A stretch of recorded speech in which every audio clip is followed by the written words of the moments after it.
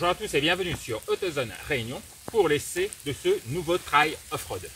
Alors depuis la sortie de la Yamaha Ténéré 700 en 2019, les constructeurs ont de plus en plus d'intérêt pour cette catégorie des trails mid-size totalement off-road, comme Triumph, KTM bien évidemment.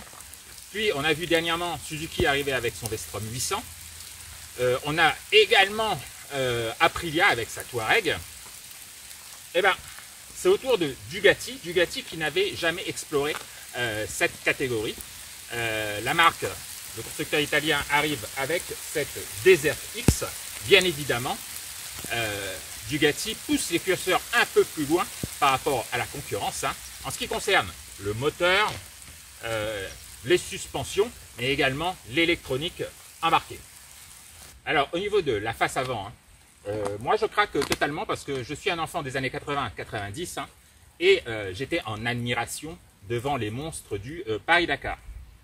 Avec le double optique de cette Desert X, alors c'est des optiques bien évidemment avec des segments à LED, ça lui donne véritablement un look très cool. On a une bulle qui est fixe à l'avant, mais assez haute, très verticale, ça a tendance à bien casser le vent de face. Et puis, cette moto est équipée au niveau de l'avant d'une fourche Kayaba 46 mm, réglable bien évidemment dans tous les sens, compression, détente, précharge. On a deux disques de frein de 320 mm, signés Brembo, et puis on est très bien chaussé, avec des pneus Pirelli Scorpion Rally STR. Alors de profil, cette moto me fait également rêver. Déjà, elle est haute sur patte. Elle paraît même pratiquement fine par rapport à l'avant, malgré son bac de 21 litres. Et puis, si vous êtes un ancien comme moi, vous aurez certainement remarqué les couleurs, et ça rappelle une certaine Cagiva éléphant des années 80.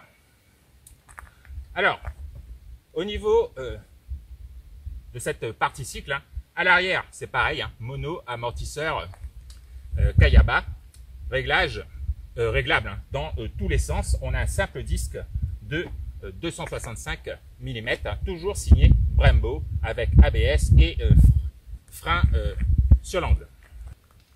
Alors au niveau des débattements de suspension, c'est 230 mm à l'avant, 220 mm à l'arrière, et on a une garde au sol très haute, 250 mm. Faut pas oublier la selle, 875 mm minimum, mais on peut monter jusqu'à 910 mm.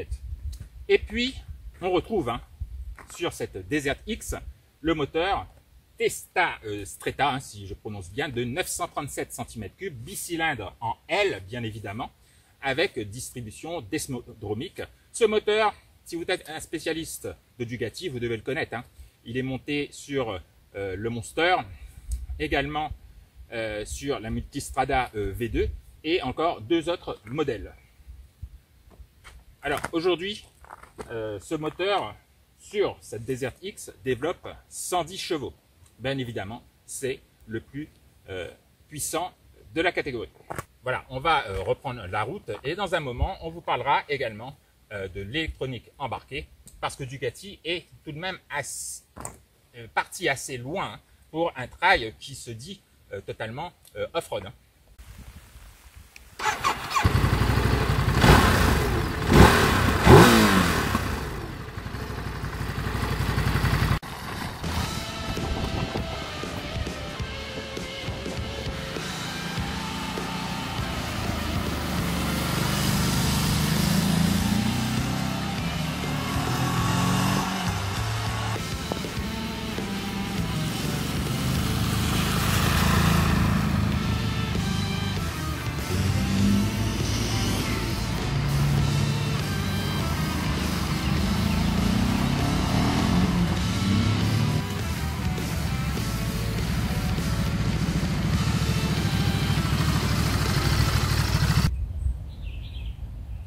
Alors, en plus de ce cadre tubulaire inédit, de ce superbe amortissement et de ce moteur toujours aussi performant, cette Ducati dispose d'une électronique embarquée assez complexe.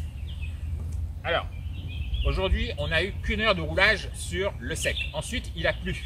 On a même emprunté des routes avec des branchages séchés. Et là, ça nous a quand même énormément aidé, hein, comme le traction control. Alors, on a 6 modes de conduite, 3 niveaux de puissance. On a 75 chevaux en mode pluie, ensuite 95 chevaux en mode urban et enduro, et 110 chevaux en mode rallye, touring et sport. Alors, et ces modes, on peut encore les personnaliser en réglant le traction control, l'anti-wheeling, le contrôle de frein moteur et également l'ABS. Sur le mode rallye, on peut même totalement déconnecter cet ABS.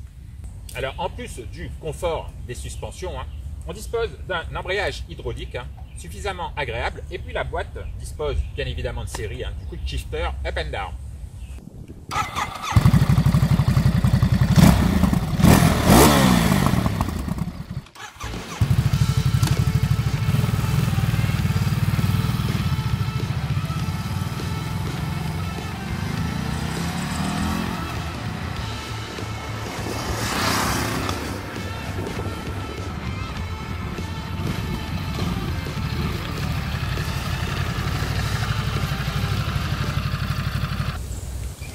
Alors, petit bilan de l'essai de cette Ducati Desert X.